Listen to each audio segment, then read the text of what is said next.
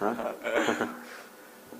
तो जो जमीन पर बैठ सकते हैं, जो नहीं बैठ सकते वो चेयर पर बैठे रहें, और माताओं के लिए जगह छोड़ें। हरे कृष्णा। हरे कृष्ण। ओम अज्ञानतिमिरन्धस्य ज्ञानाञ्जनशलाकया चक्षुरुन्मिलितं येन तस्मै श्रीगुरुवे नमः। वाञ्छाकल्पतरुभ्यश्च कृपा सिन्धुभ्येव च पतितानां पावनेभ्यो वैष्णवेभ्यो नमो नमः। हिज होलीनेस गोपाल कृष्ण स्वामी महाराज की जय। तो बहुत अच्छा लग रहा था सुनना। ऐसे मौके में बोलने से ज़्यादा सुनना ज़्यादा अच्छा लगता है। और मैं अपने को बहुत ही सौभाग्यशाली मान पा रहा हूँ कि एक ऐसे गुरु से हमने दीक्षा ली और अपने वरिष्ठ दूसरे गुरु भाइयों का जो प्रेम दिखने को मिल रहा है, तो उससे मालूम चल रहा है कि कितनी गुरु निष्ठा है उनमें। तो मैं कितना सौभाग्यशाली हूँ। मैं सोच रहा था कि जैसे शास्त्रों में बताया गया है कि ब्रह्मा जी के एक दिन में भगवान श्री कृष्ण प्रकट होते हैं, उसके अगले कलयुग में चैतन्य महाप्रभु आते हैं, उसी कलयुग में श्रील प्रभुपाद आते हैं, और उनके साथ हिज होलीनेस गोपाल कृष्ण स्वामी महाराज आते हैं, है ना। तो कितना दुर्लभ होगा हम उनके संपर्क में आए हैं। और अभी भी महाराज हम सबको लग रहा है कि बहुत जल्दी चले गए, और लग रहा है कि कुछ प्रोजेक्ट बचे हुए थे, कुछ बातें बची हुई थी, कुछ इश्यूज बचे हुए थे, कुछ बड़ी इमरजेंसी सिचुएशन बची हुई थी, कैसे होगा। लेकिन अभी महाराज गए हैं तो निश्चित रूप से प्रभुपाद जी किसी वो ब्रह्मांड में प्रचार कर रहे होंगे, वहाँ ज़्यादा इमरजेंसी होगी। तो चले गए। तो निश्चित रूप से इज ए प्रभुपाद मैन, हम सब जानते ही हैं। और आउट एंड आउट बिल्कुल पूरा प्रभुपाद के पूर्ण से समर्पित। जिस प्रकार से महाराज ने बिल लिखी है, तो क्या लिखा अपने सब सदस्य शिष्यों के लिए, first and foremost be an ISKCON member. ये बहुत गहरी बात है, ये समझ में नहीं आती इतनी बात। First and foremost be an ISKCON member, कि हम सब पहले इस्कॉन के मेंबर हैं, फिर प्रभुपाद जी के, प्रभुपाद हमारे शिक्षा गुरु हैं, फिर गुरु महाराज के शिष्य हैं, फिर अपने किसी काउंसलर के, मेंटर के, काउंसलियर मेंटी हैं। कई बार इक्वेशन उल्टी हो जाती है। प्रभुपाद ये बता के गए हैं, अगर लंबे समय तक 10,000 वर्ष तक आंदोलन चलना है तो फर्स्ट एंड फॉरमोस्ट हमेशा अपने आप को इस्कॉन का मेंबर मानना है। और हम देखते हैं गुरु महाराज के जीवन से पूरा इस्कॉन को बचाने के लिए कुछ भी करने को तैयार थे गुरु महाराज। और जैसे कि हमारे एक भक्त थे जो कि बहुत अच्छी कथा करते थे, लेकिन दुर्भाग्यवश थोड़ा बीच में डेविएट हो गए थे। तो किसी ने बताया, वो मंदिर से भी चले गए, किसी ने बताया महाराज कथा तो बहुत अच्छी करते थे वो। तो महाराज ने बोला, अगर कोई प्रभुपाद के नियमों का पालन नहीं करा, जितनी मर्जी अच्छी कथा कर ले, उसका प्रचार का कोई प्रभाव नहीं है। और कोई गूंगा व्यक्ति है, वो प्रभुपाद के नियमों का पालन कर रहा है, वो उसका प्रचार ज़्यादा प्रभावशाली होगा। इतनी श्रद्धा। तो ये बहुत विशेष बात थी। और जैसे कि हम पंजाबी बाग में भी आते थे महाराज, थोड़ा कम आते थे, लेकिन जब भी आते थे तो जो स्मरणीय बात रहती थी सबसे ज़्यादा उनका मॉर्निंग का लेक्चर, और लेक्चर से पहले उनकी गुरु पूजा। तो महाराज वॉक पे जाते थे, 7:30 तक वापस आते थे, 7:40 तक भी आते थे कई बार, और फिर गुरु पूजा करते थे। और 1-1.25 घंटे तक गुरु पूजा ही चलती रहती थी, है ना। कीर्तन ही कीर्तन चलता रहता है ना। यशोमती नंदन भी गाते थे, हरिहराय नमः भी गाते थे। हम सोचते भी रुकेंगे फिर, और खूब सब, हमें तो बहुत कम मौका मिलता था कि महाराज का कीर्तन वगैरह, खूब नाचते थे। और 8:30 पौने 9 बजे आके लेक्चर शुरू होता था। तो एक बहुत मेमोरीज वो रहती हैं। और महाराज बहुत पक्के थे, जैसे नवदीप परिक्रमा में भी गुरु पूजा जरूर होनी चाहिए। कई बार नवदीप परिक्रमा होती थी तो गुरु पूजा मिस कर देते थे, तो महाराज याद रहते नहीं गुरु पूजा करनी है, तो कितना भी लेट हो जाए उनका शेड्यूल गड़बड़ नहीं, गुरु पूजा जरूर करनी है। और इसके साथ साथ महाराज बहुत शार्प ऑब्जर्वर थे ना। मंगल आरती में आते, जब दीप पीछे घुमाते, सब देख लेते कौन आया कौन नहीं। एक ही नज़र में, खासकर सर्दियों में जरूर देखते कौन आया कौन नहीं आया, ऐसे देख लिया बस। और एक बार एक भक्त था, महाराज देखा मंगल आरती भी नहीं आया और गुरु पूजा में भी नहीं है। तो मैं बोले कहाँ है वो, मैं कहा महाराज उसका हेल्थ ठीक है, मुझे लेके चलो। कमरे में गए और रजाई में सोए, रजाई उठा दिया। बोले आप इस्कॉन में हो, मंदिर में हो, आपका कोई अधिकार नहीं है गुरु पूजा मिस करो, है ना। आपको गुरु पूजा में आना ही है। आप कैसे सो सकते गुरु पूजा में मंदिर में रहते हुए। तो ये महाराज का इतना प्रभुपाद की बात ही वो था। और बहुत सी बातें हैं, जैसे कि कृष्ण प्रिया वो बोल रहे थे कि गुरु महाराज को अपने डीटी से बहुत आकर्षण था, हालांकि उसमें लेमिनेशंस थी। तो मेरा भी गुरु महाराज से ऐसे इंट्रोडक्शन हुआ। तो पहले एक इंट्रोडक्शन हुआ, मैं नया नया जोड़ा था, तो शनिवार को प्रोग्राम हुआ करता था पंजाबी बाग में, तो लव फिस्ट प्रोग्राम था।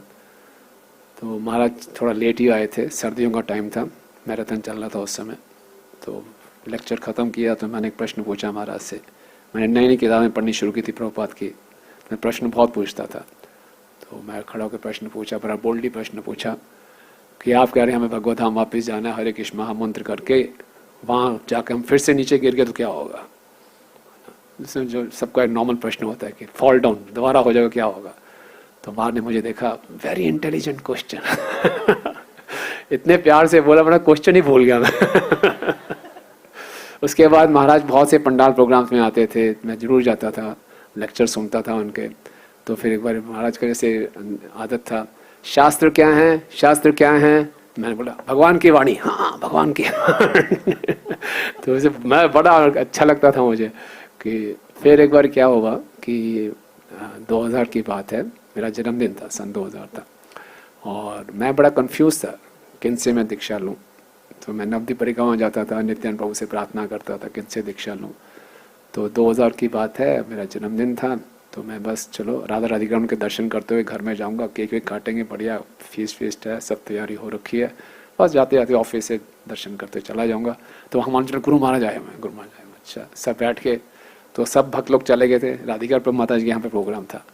तो महाराज के पास डीटीज थे, उसमें डीटीज थे, गौनीता की डीटीज बॉक्स में बंद थे।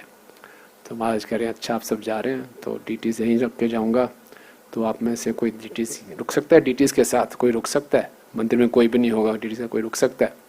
तो सबको देख रहे थे, महाराज हमें जाना है, तो मुझे भी थोड़ा देखते थे, मैं अपनी नज़र उधर कर लेता था कि मैं तो अभी निकलने ही वाला हूँ, मेरा जन्मदिन सेलिब्रेशन है। तो फिर बोल रहे कौन रुक सकता है यहाँ पे, फिर मुझे देख रहे, मैं नज़र इधर कर रहा हूँ कि मैं नहीं रुकूंगा, मैं क्या रुक सकता। फिर माँ ने मुझसे पूछ ही लिया, मैं बेशर्म था, आप रुक जाएंगे तो मैं मना नहीं कर पाया, लेकिन मुझे लॉजिक समझ में नहीं आ रही थी। कमरे को लॉक कर देंगे, डीटीज आप ऑलरेडी बॉक्स में बंद है, कमरा भी लॉक हो जाएगा, मेरी जरूरत क्या है यहाँ पे, मैं करूँगा क्या तो मुझे समझ नहीं आ रहा था कि महाराज कितना अटैचमेंट है, डीटीज को अकेला नहीं छोड़ना चाहते।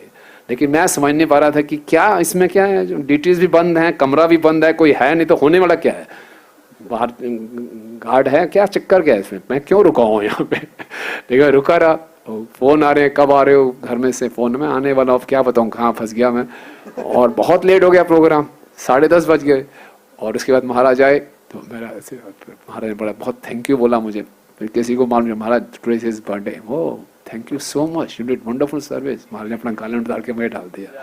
तो फिर मैं समझा, तब मुझे अंदर से लगा यस, मैं नित्यानंद प्रभु से जो प्रार्थना की थी, तो जबरदस्ती महाराज ने मुझे गौनीताई की सेवा में लगाया, तो यही मेरे गुरु हैं। फिर मैंने उनसे दीक्षा के लिए अप्लाई किया। तो इस प्रकार से महाराज रेसिप्रोकेट करते थे।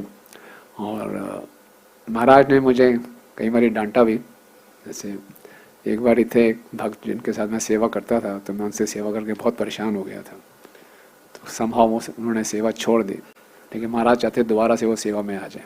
तो नवदीप परिक्रमा थी, तो महाराज ने बोला किसी ढंग से उनको सेवा में लगाओ। मैं नहीं महाराज बहुत मुश्किल होती है, आई एम टेलिंग यू लगाओ। महाराज बहुत मुश्किल हो जाएगा, नहीं कर पाऊंगा। इतना मैंने रेजिस्ट किया, महाराज ने कहा you are not at all humble.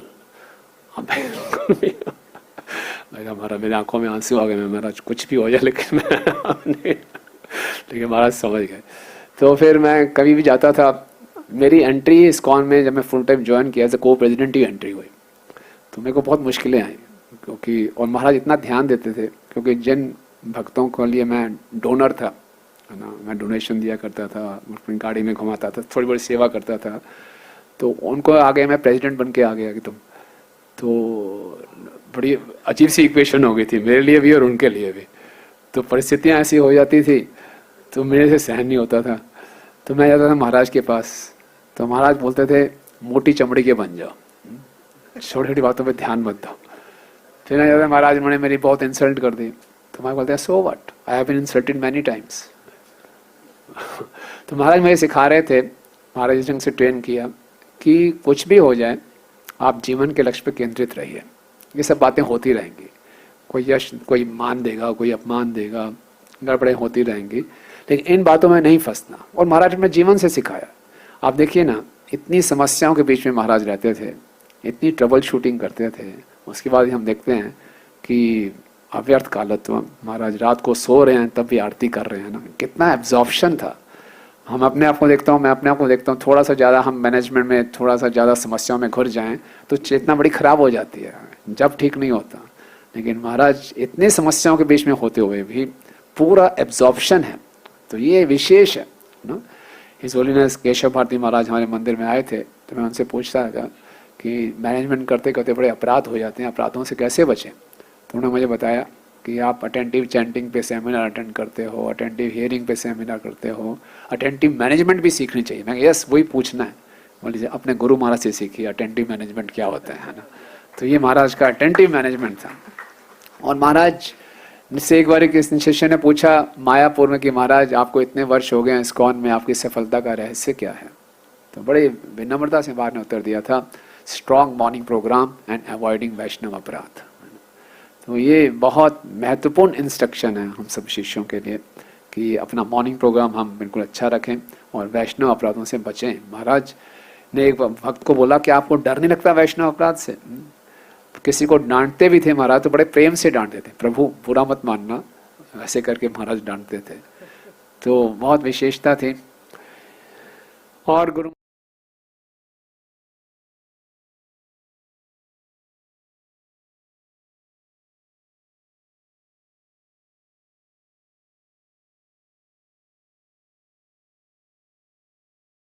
निकल गया, महाराज कुछ प्रैक्टिकल बात कीजिए।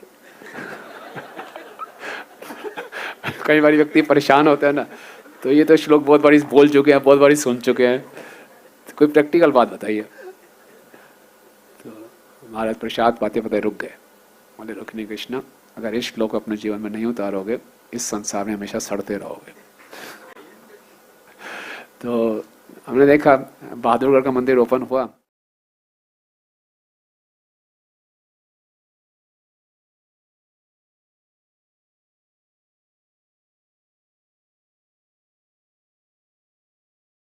बड़ा खुश हो गया, अपने आप को सबका दास मानो।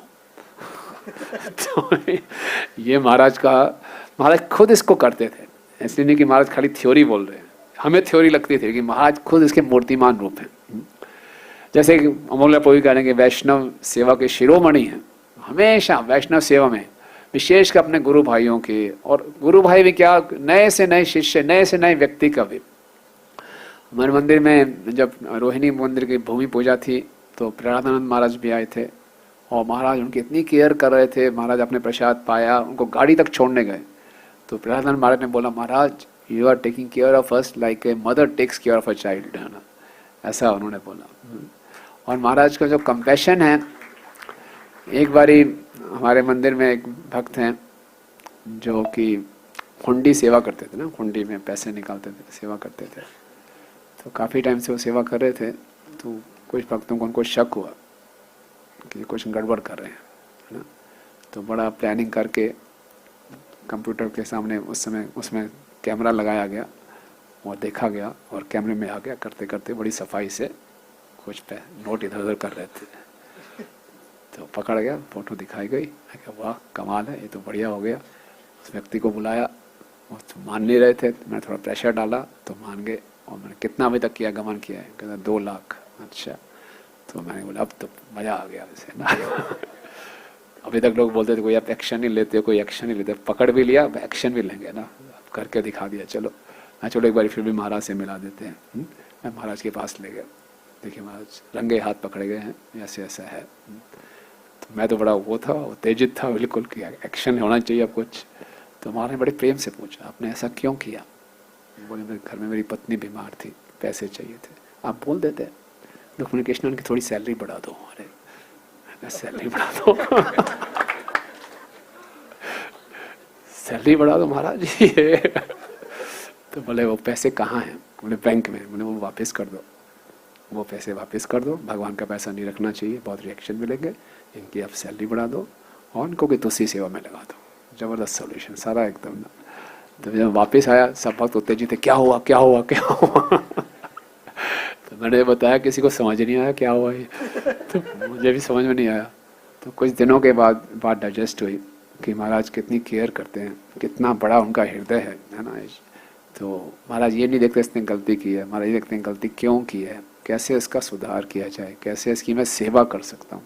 तो इस केस में ही महाराज ये देख रहे हैं कैसे इसकी सेवा की जाए। बहुत बड़ा हृदय है महाराज का, बहुत बड़ा हृदय है। अभी रोहिणी का मंदिर खुलना था तो महाराज ने बोला आपने उस भक्त को बुलाया, एक नाम लिया, क्योंकि बहुत पुराने थे। जब रोहिणी में प्रचार शुरू हुआ था 96 में, तब का था। तो मैं जानता था, मैं हाँ महाराज हाँ। उस भक्त ने क्या किया था, उन्होंने बाद में वो गोड़िया मठ चले गए थे और अकेले नहीं गए थे, कई लोगों को लेकर गए थे। तो जिन्होंने अपने गुरु को भी त्याग दिया उनका भी महाराज ध्यान रखने बोले, उनको रोहिणी मंदिर में ओपनिंग में बुलाना है, क्योंकि रोहिणी में प्रचार की नींव उन्होंने डाली थी। कितनी कृतज्ञता है, कितना ग्रेटफुल हार्ट है ना। तो ये महाराज हमें सिखा रहे हैं। हम छोटी छोटी बातों को लेकर ग्रजेस को हृदय में रखते हैं, लेकिन जिसने हम गुरु को त्यागा उसको भी महाराज प्रेम दे रहे हैं अपना। और जैसे मुझसे भी बहुत गलतियां हुई। 2009 में हमारे पंजाबी बाग से काफ़ी भक्त राधा कुंड चले गए थे और मैं क्योंकि प्रेसिडेंट था तो सारी जिम्मेदारी मेरे पे आई, मेरी गलती थी।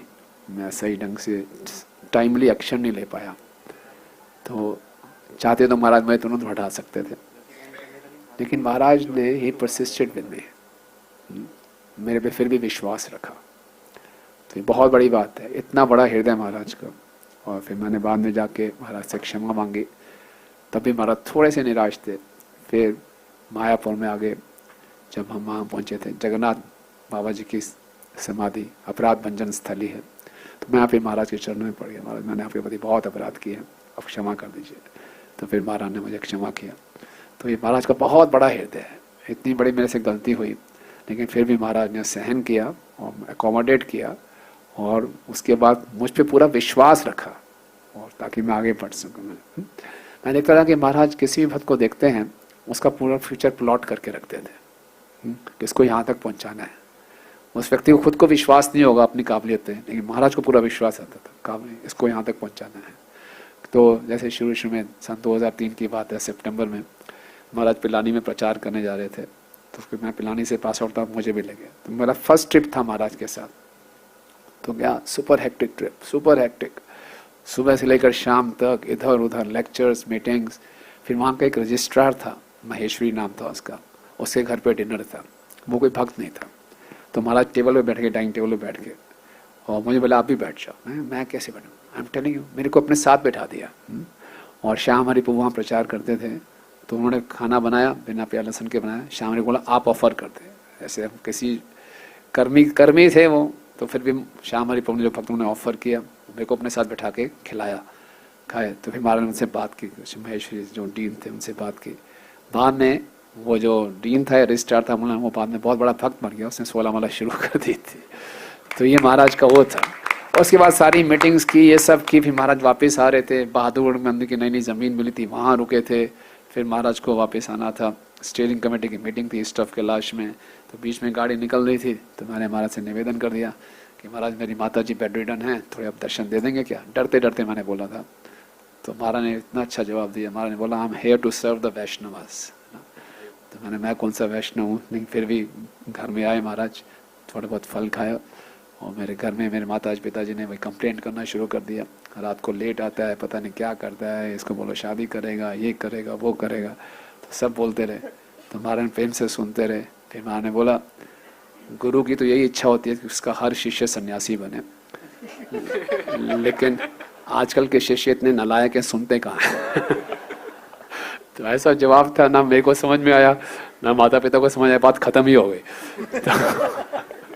तो उसके बाद फरवरी 2004 में मेरी माता जी ने शरीर छोड़ दिया था। उसी साल पंचतत्व की इंस्टॉलेशन थी। तो महाराज कुछ मीटिंग थी दिल्ली में, महाराज वापस आए, तो मैं एयरपोर्ट में मिलने गया। तो महाराज ने मुझे समझाया ये तो जीवन का नियम है। तो फिर महाराज ने मुझसे पूछा कि आप अपनी माता जी को मंदिर में ले गए थे आप? फिर घर से निकलते हुए महाराज ने आदेश दिया था मुझे कि आपकी माता जी बेड रिडन है, एक बार इनको मंदिर ले जाना किसी भी तरीके से। लेकिन मैं भूल गया। तो मैं एकदम काम गया। जब महाराज को 5 महीने बाद भी क्या इंस्ट्रक्शन दिए वो याद है। मेरी माँ के लिए मुझे इंस्ट्रक्शन थी, मुझे याद नहीं है, महाराज को याद है मैंने 5 महीने पहले इसको क्या बोला था। तो इतना जो ध्यान है, इतनी जो मेमोरी है, ये एक साधारण व्यक्ति के लिए नहीं है। निश्चित रूप से एक सुपर सोल का कनेक्शन होता है ना? ये तो कई बार आप लोगों का भी अनुभव होगा, कहीं पे भी कोई मिल जाता था वृंदावन में, महाराज पर तुरंत पहच जाते थे, आप रोहिणी से हैं, आप चंडीगढ़ से हैं, आप पंजाबी बाग से हैं, आप द्वारका से हैं, कब तक है ये भी पूछेंगे हर एक से। तो ये महाराज का इतना प्रेम है। तो ऐसे गुरु के हम शिष्य हैं, तो हमारा परम सौभाग्य है। जब अंतिम जो मेरा मीटिंग, इससे पहले और भी बातें हैं लेकिन आप आगे चलते हैं क्योंकि बहुत से शिष्य भक्तों ने बोलना है। जो अंतिम मेरा मीटिंग हुआ था वो 27 अप्रैल को हुआ था, शनिवार का दिन था, और 11 बजे का समय दिया था पहले महाराज ने। फिर दशावतार प्रभु से मैसेज भिजवा के बोला 11 नहीं 12 बजे। महाराज इज़ ए परफेक्ट जेंटलमैन, है ना। 1 घंटा की मीटिंग लेट होगी इन्फॉर्म करेंगे, है ना। कॉल में कभी भी करता था, रिप्लाई नहीं किया तो वापस कॉल बैक आएगा, या कहीं कुछ बात होगी, कुछ फॉलोअप करना है, खुद महाराज फॉलोअप करके रिपोर्ट करेंगे। पूरा लूप क्लोज करते थे कम्युनिकेशन का, बात ओपन एंडेड नहीं रहती थी, बात शुरू होंगे उसको खत्म करेंगे पूरा। और मैं अगर रिपोर्ट नहीं करा तो वापस कॉल करके पूछेंगे क्या हुआ। ये परफेक्ट जेंटलमैन एकदम इसे कहते हैं। और फिर बोले 12 बजे आना मीटिंग में, तो 12 बजे पहुंचे तो वहाँ पे एक इशू था कि एक ही शहर में 2 मंदिर रथ यात्रा निकाल रहे हैं एक ही हफ्ते में। तो महाराज उनको समझा रहे थे कि एक ही शहर में एक ही हफ्ते में 2 मंदिर अलग अलग रथ यात्रा निकाल रहे हैं, ठीक नहीं है ना। तो फिर महाराज ने एक स्टेटमेंट दिया था, बोला कि unity is more important then personal ambitions. तो ये बहुत विशेष हम सब के लिए है कि आपस में हम भक्त लोग मिल के रहें, पर्सनल एम्बिशंस के चक्कर में लड़ाई झगड़ा ना करें। तो महाराज ने ये बोला, और फिर बोला ये एक बात और बोली थी कि हम जो भी कार्य करें देखें क्या ये कृष्ण को प्रसन्न करेगा। और फिर बोला कि इस्कॉन को खतरा बाहर से आक्रमण नहीं होगा, जो आक्रमण होगा अंदर की लड़ाइयों से ही खतरा है। तो ये बातें महाराज से मुझे सुनने को मिली अंतिम जो वो था। तो ऐसे गुरु के हम शिष्य हैं। अब जो हम सब के लिए अब बड़ी परीक्षा की घड़ी है कि जैसे Guru Maharaj is a perfect Prabhupada man. Prabhupada ने कहा इस्कॉन इज माई बॉडी, और प्रभुपाद जी के अप्रकट होने के बाद भी गुरु महाराज ने प्रभुपाद जी की बप्पू की सेवा की, इस्कॉन की सेवा की, इसलिए वो कभी प्रभुपाद से अलग नहीं हुए। इसी ढंग से हम भी हमेशा गुरु महाराज के साथ रह सकते हैं, क्योंकि इस्कॉन एक बॉडी है तो हम कहीं उस बॉडी के छोटे से अंग हैं। तो हम ऐसे अंग ना बने जिससे पूरी बॉडी को नुकसान पहुंचे, हम ऐसे अंग बने जिससे पूरी बॉडी की सेवा हो। तो अगर हम फर्स्ट एंड फॉरमोस्ट अपने आप को इस्कॉन का मेंबर माने और गुरु महाराज ने जो अपनी विल दी है उस विल को हमेशा ध्यान रखें, 10 इंस्ट्रक्शंस हमें दी हैं, और हमेशा आपस में हम यूनाइटेड रहें, तो हमेशा गुरु महाराज के साथ रहेंगे। ये उनकी हम सबसे बड़ी, तब हम उनकी बप्पू की भी सेवा कर रहे हैं, क्योंकि प्रभुपाद ने बोला इस्कॉन इज माई बॉडी, और उसमें हार्ट क्या है, बुक डिस्ट्रीब्यूशन। सो गुरु महाराज प्रभुपाद के इस बॉडी के हार्ट हैं। तो हम इस हार्ट को अलाइव रखेंगे, बुक डिस्ट्रीब्यूशन करते रहेंगे, आपस में मिलकर रहेंगे, तो हमेशा हम गुरु महाराज का बप्पू का भी संग प्राप्त कर पाते रहेंगे। His Holiness Gopal Swami Maharaj ki jai. Thank you very much, Prabhuji, for sharing this very heart-touching and personal, instructive realization.